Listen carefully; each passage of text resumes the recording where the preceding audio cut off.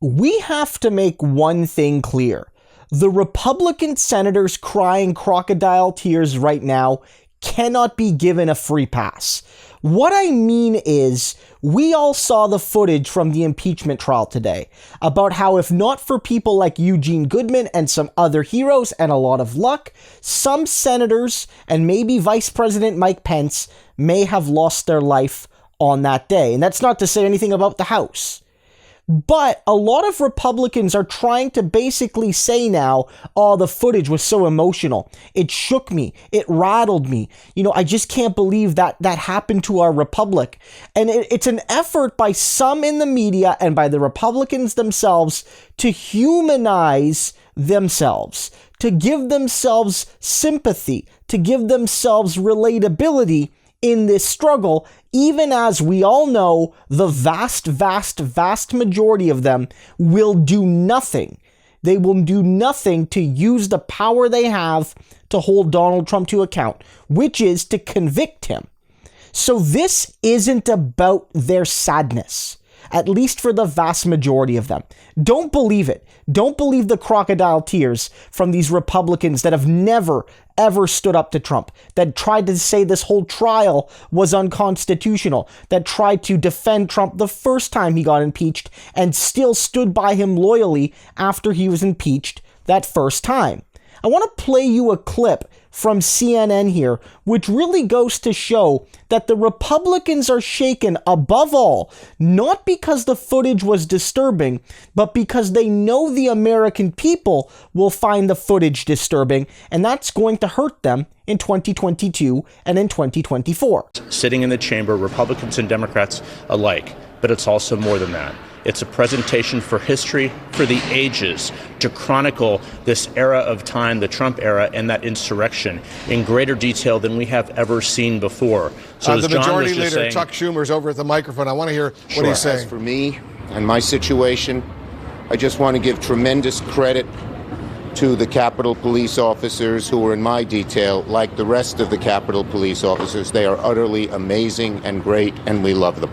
Senator, do you have any sense of how close this could have been to being so? All right, let me go back to Jeff Zeleny. Jeff, you were making your point. I interrupted you, but go ahead. No, and we saw Senator Schumer there. That was very dramatic video that we had not seen before. He was walking up, it looked to me like the Capitol Visitor Center with his detail, and then abruptly was walking back the other way into the underground tunnels from the Capitol building over to the Senate office building. So these are very familiar hallways to these senators, but they usually are not filled with, these rioters and these people. So we saw several instances of senators, and perhaps the most dramatic of all was the Vice President, Mike Pence, his family, his aides, being spirited out of the back of the Senate chamber, down a set of stairways, and then into a hiding area. And then the Pelosi staff. This is something I am told that Speaker Pelosi is here in Washington. She's watching this trial unfold as she's tending to other matters as well. But seeing the Speaker's hallway there and those staffers hiding inside that conference room, seeing people try and open the door, ramming the door, and hearing that audio, we have not seen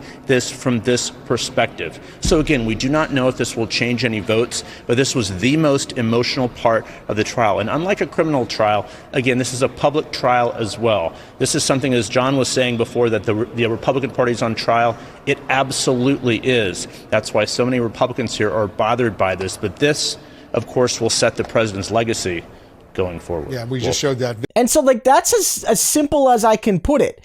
You're seeing more outrage from Republicans about being misquoted or about being seen as meanies than the actual crimes that they committed as a party, because it is a Republican affair. Not every single Republican, but more than half of the Republicans support this. When you add all of the Trump loyalists in the House and in the Senate, he has a majority of the elected officials in Washington with R's on their shirt backing him. And they still back him.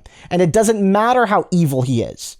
And so they need to account for that. I have another clip here. Mike Lee was allegedly misquoted tonight, made a big deal about it. And he made a bigger deal about that than Trump trying to have everyone in that room killed.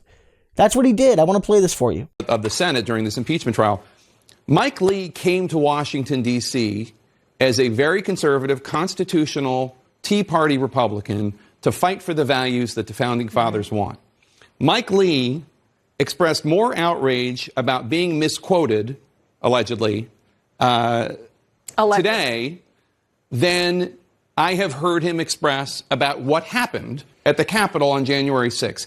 And in fact, just yesterday, I believe it was, Senator Lee, when asked by a reporter, I assume Fox, because he doesn't do a lot of non-Fox, when he was asked about the president's speech that day that led to the incitement of the crowd and the deadly attack on the Capitol, he said that Donald Trump, just like everyone, deserves a mulligan.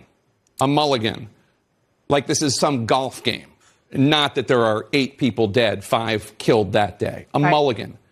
That was his view of Donald Trump's speech, but he was very, very upset about allegedly being misquoted. And that says everything you need to know about where the Republican Party is right now. That was the man that called Trump's actions in causing the events on the Hill, a mulligan. Oh, he just made a little mistake. Trump's just a little boy who made a little mistake. Let's forgive him. Let's give him another chance. Let's give him that 7th or 8th or 9th or 10th chance. Whatever. It's no big deal. Everyone makes mistakes. I spilt coffee on my shirt today. And so if Trump wants to launch a coup attempt, who am I to judge? That's the sort of language. Don't let them get away with it. Don't let any of the Republicans suggest because they were sad today, it gives them ideological and political cover for defending Trump on the day they vote. If the Republican Party allows him to get away with it, then collectively they have no cause to share in the grief and horror of the American people.